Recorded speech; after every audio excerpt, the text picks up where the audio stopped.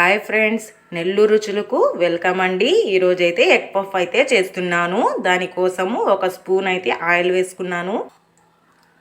2 onions అయితే తీసుకున్నానండి. ఒక పచ్చిమిర్చి తీసుకున్నాను. ఇది ఆయిల్లో వేసుకొని వేయించుకుందాము.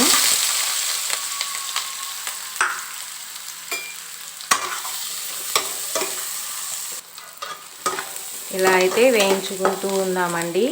ఇప్పుడైతే దీనికోసం మసాలా అయితే చూసుకుందాం. వేయించి పెట్టుకున్న జీలకర్ర, పసుపు, ధనియాల పౌడర్, కారం, గరం మసాలా, ఉప్పు ఇవి అన్నీ అయితే 1 టీ స్పూన్ వచ్చి ధనియాల పౌడర్ అండి, 1 teaspoon garam masala, 1/2 teaspoon వచ్చి జీలకర్ర పౌడర్ వేయించుకున్నది. మనకు ఉప్పు టేస్ట్కి సరిపడా ఉప్పు అయితే వేసుకుందాం. ఆనియన్స్ అయితే ఇలా వేయించుకున్నానండి.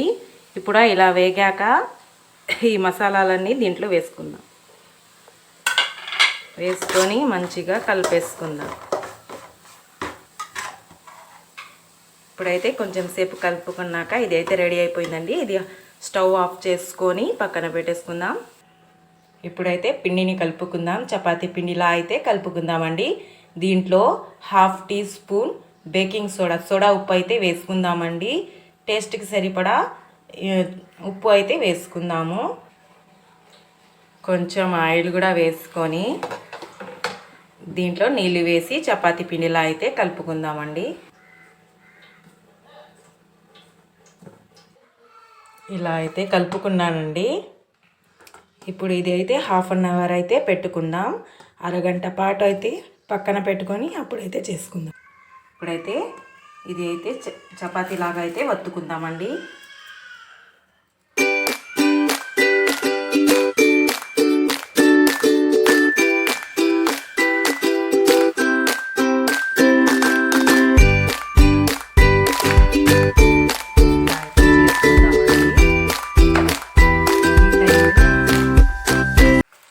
లేదా 15 టైమ్స్ రుద్దుకోవాలండి ఈ చపాతీని. ఇలా అయితే నేను నూనె అయితే కొంచెం తీసుకొని ఫ్రిడ్జ్లో అయితే పెట్టుకున్నానండి.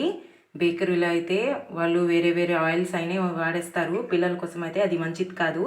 ఇప్పుడు ఇంట్లో మేమే ఇలా అయితే చేసుకుని ఇలా అయితే అవుతుందండి. ఫ్రిడ్జ్లో పెట్టుకుంటే ఇలా దీని మీద అప్లై అయితే చేసుకుందాము.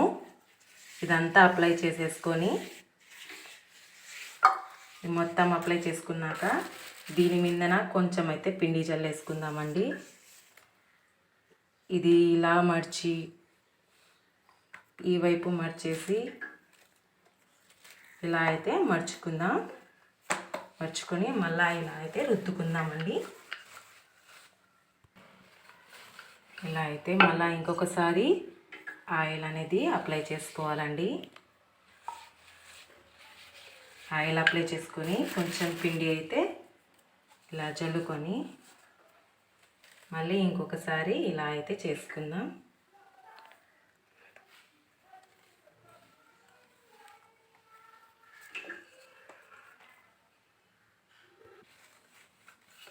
అలా ఇంకోసారి అయితే ఆయిల్ అప్లై చేసుకొని ఇలాగే వేసుకోవాలండి. ఎందుకంటే ఆ ఎగ్ పఫ్ అనేది పొరలుగా రావడానికి అయితే ఇలా చేస్తాం. 12 టైమ్స్ లేదా 15 టైమ్స్ అలా చేసుకుంటే మంచిగా పొరలు అయితే వస్తాయి మాకి.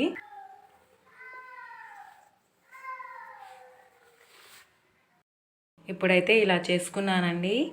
ఇలా నేను 12-15 టైమ్స్ చేసుకున్నాను. ఇప్పుడైతే దీనిని ఇలా అయితే కట్ చేసుకుందాము.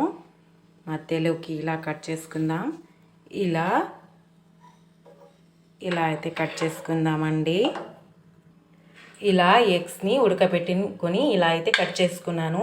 ముందుగా ప్రిపేర్ చేసుకున్నాం కదండి ఈ మసాలాని, ఆనియన్స్ని ఇలా అయితే చేసుకుందాము. ఫస్ట్ అయితే ఇవి అనేది ఇటు పైకి వేసుకున్నానండి. ఇప్పుడు ఈ ఎగ్ తీసుకొని ఇలా అయితే వేసుకుందాము. వేసుకొని ఇది వచ్చేసి ఇలా అయితే దీని మీద ఇలా చేసుకుందామండి. ఇలా చేసేయాలండి. మళ్ళీ ఇంకొకటి తీసుకుని ఇలాగే చేసుకొని ఇలా అయితే కూడా చేసుకుందాము. మనం ఇంట్లో చేసుకుంటే చాలా టేస్టీగా ఉంటుందండి. ఇలా డీప్ ఫ్రైకి సరిపడా ఆయిల్ వేసుకుందామండి. ఇప్పుడు ఇలా చేసుకున్నాం కదా, ఇక్కడ కొంచెం ఈ మసాలా అనేది బయటికి రాకుండా ఇలా అయితే కొంచెం గట్టిగా కాకుండా లైట్గా ప్రెస్ చేసుకుందాము. ఇప్పుడైతే ఇది డీప్ ఫ్రై చేసుకుందామండి.